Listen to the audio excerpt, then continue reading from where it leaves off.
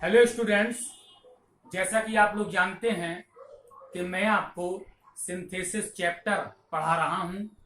आज मैं आपको सिंथेसिस के अंतर्गत दो या दो से अधिक सिंपल सेंटेंसेस को मिलाकर एक नया सिंपल सेंटेंस कैसे बनाया जाता है यह बतला रहा हूं। लिखा है दो या दो से अधिक सिंपल सेंटेंसेस को मिलाकर एक नया सिंपल सेंटेंस बनाना। कल मैंने आपको बतलाया था कि सिंपल सेंटेंस किसे कहते हैं। उसमें मैंने आपको बतलाया था कि जिस वाक्य में एक सब्जेक्ट के साथ में केवल एक फाइनाइट वर्ब हो उसे हम सिंपल सेंटेंस कहते हैं। इसके अलावा मैंने आपको यह भी बतलाया था कि फाइनाइट वर्ब क्या होती है। उसमें मैंने आपको बतलाया था कि जिस वर्ब का प्रयोग वाक्य के टेंस और सब्जेक्ट के अनुसार अलग अलग रूप में किया जाता है उसे हम फाइनाइट वर्ब कहते हैं, और ऐसी फाइनाइट वर्ब जिस वाक्य में केवल एक होती है उसे हम सिंपल सेंटेंस कहते हैं। प्यारे बच्चों, सिंपल सेंटेंस बहुत से तरीकों से बनाया जाता है। यहां पर मैंने सभी के नाम लिखे हैं कि किन किन तरीकों से हम सिंपल सेंटेंस बनाएंगे।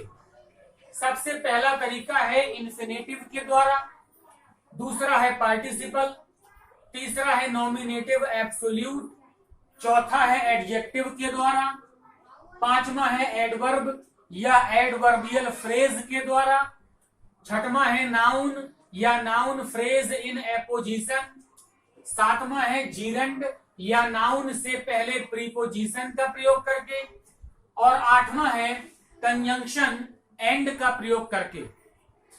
इतने तरीकों से हम सिंपल वाक्यों को जोड़कर सिंपल ही बना सकते हैं। सबसे पहले आज मैं आपको इन्फिनेटिव के द्वारा कैसे सिंपल सेंटेंस बनाएंगे ये बतला रहा हूं। सबसे पहले हम ये जानें कि इन्फिनेटिव किसे कहते हैं, इन्फिनेटिव क्या होता है। मैंने लिखा है वर्ब की फर्स्ट फॉर्म से पहले टू लगाने से इन्फिनेटिव बनता है। हिंदी में इसका अर्थ शब्द के अंत में ना, नी, ने निकलता है। इन्फिनेटिव को हम कुछ इस तरीके से परिभाषित कर सकते हैं कि वर्ब की फर्स्ट फॉर्म से पहले टू लगाने से, TO2, वर्ब की फर्स्ट फॉर्म से पहले टू लगा दिया जाए तो वह इन्फिनेटिव बन जाता है। और ऐसे बने हुए इन्फिनेटिव वर्ब का हिंदी अर्थ शब्द के अंत में हमेशा ना, नी, ने निकलता है। जैसे यहां पर मैंने कुछ वर्ब लिखी हुई हैं जिनको मैंने सबसे पहले इन्फिनेटिव बनाया है और उनका हिंदी अर्थ भी लिखा है। जैसे कि गो, गो का इन्फिनेटिव बना टू गो, इसका अर्थ हो गया जाना। दूसरा है वेंट, अब वेंट का इन्फिनेटिव टू वेंट नहीं होगा, क्योंकि मैंने आपको यहां पर बतलाया है कि इन्फिनेटिव वर्ब की फर्स्ट फॉर्म से पहले टू लगाने से बनता है, वर्ब की फर्स्ट फॉर्म, और वेंट सेकंड फॉर्म है ना कि फर्स्ट फॉर्म। इसलिए पहले हमें वेंट का फर्स्ट फॉर्म करना पड़ेगा गो, और उससे पहले टू लगाना पड़ेगा, तो वेंट का इन्फिनेटिव बनेगा टू गो, जाना। इसी प्रकार सा, MV सेकंड है, उसका इन्फिनेटिव बनाने के लिए हमें सी के पहले टू लगाना पड़ेगा। वाक्य बना, शब्द बना, इन्फिनेटिव बना टू सी। देखना, वॉज, जब भी हमें is, am, are, was verb, इन पांचों वर्ब में से किसी भी वर्ब को इन्फिनेटिव बनाना हो तो हमें इनके मूल रूप अर्थात वर्ब बी से पहले टू लगाना पड़ेगा। इसलिए वॉज का इन्फिनेटिव टू बी होना।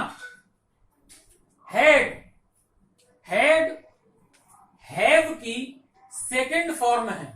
अगर उसको इन्फिनेटिव बनाना है तो हैव के पहले टू लगाना पड़ेगा, फर्स्ट फॉर्म से पहले टू लगाना पड़ेगा। इसलिए हैड का इन्फिनेटिव टू हैव रखना। आखिरी है रीच्ड, रीच्ड एम बी सेकेंड है, उसको इन्फिनेटिव बनाने के लिए एम बी फर्स्ट से पहले टू लगाना पड़ेगा। इसलिए हमने टू रीच कर दिया, जिसका अर्थ हुआ पहुंचना।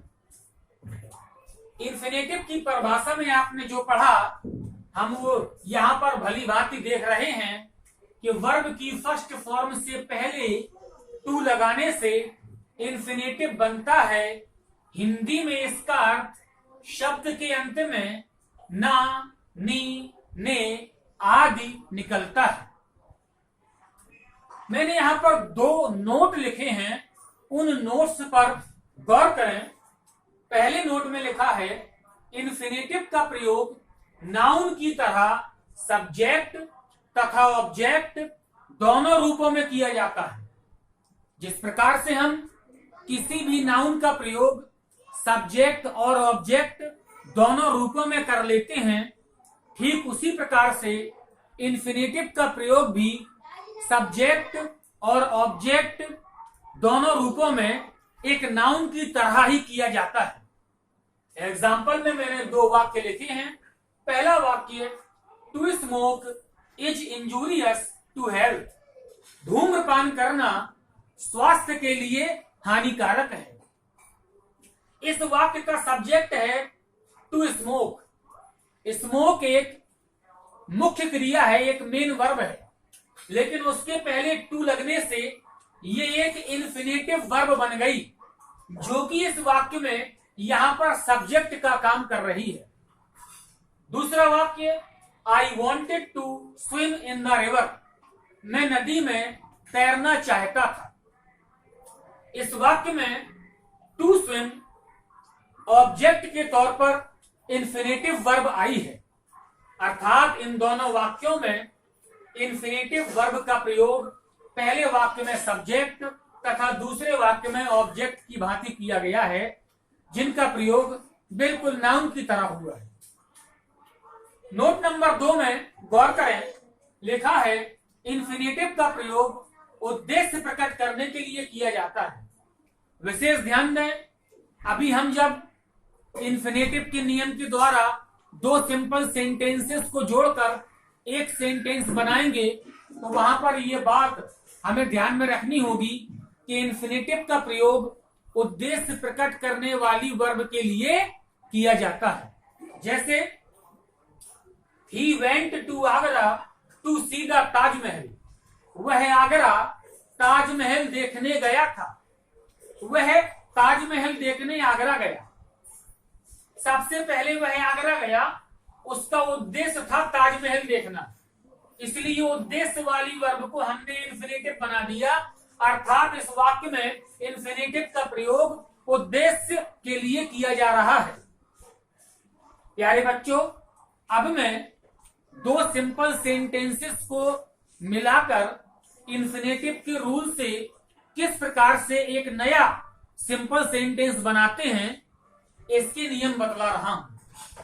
पहला नियम लिखा है, जब दो कार्यों में से, ध्यान दीजिएगा प्यारे बच्चों, जब दो कार्यों में से एक कार्य पहले होने वाले कार्य का उद्देश्य बतलाए। जब दो कार्य हो रहे हों, दो क्रियाएं हो रही हों, और उन दो कार्यों में से एक कार्य ऐसा हो जो पहले होने वाले कार्य का उद्देश्य बतला रहा हो। जब दो कार्य हो रहे हों, दोनों में से एक कार्य ऐसा हो जो पहले होने वाले कार्य का उद्देश्य प्रकट कर रहा हो, तो पहले होने वाला कार्य ज्यों का त्यों लिखकर और उद्देश्य प्रकट करने वाले कार्य को इन्फिनेटिव बनाकर जोड़ देते हैं। जैसे एग्जाम्पल में मैंने यहां पर दो वाक्य दिए हुए हैं। पहला वाक्य लिखा है, Ram went to Agra, he wanted to see the ताज।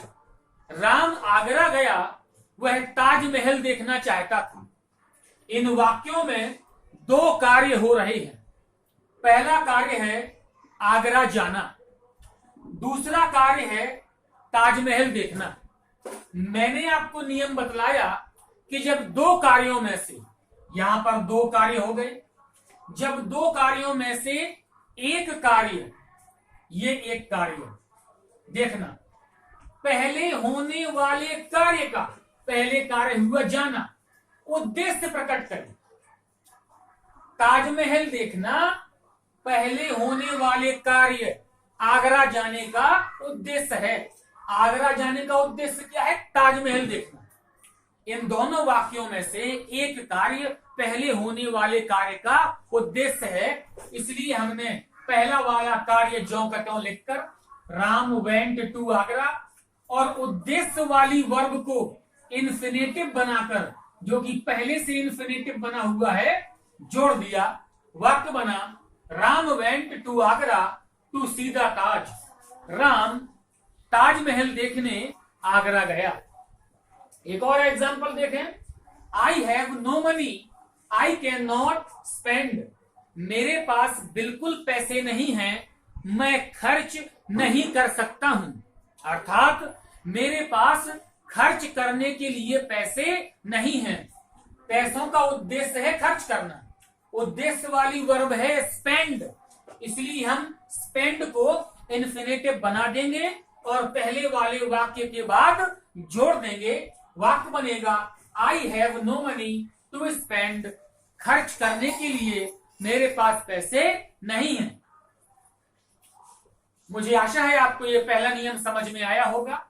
दूसरा नियम देखिए, लिखा है जब एक वाक्य में वेरी या सो आ जाए।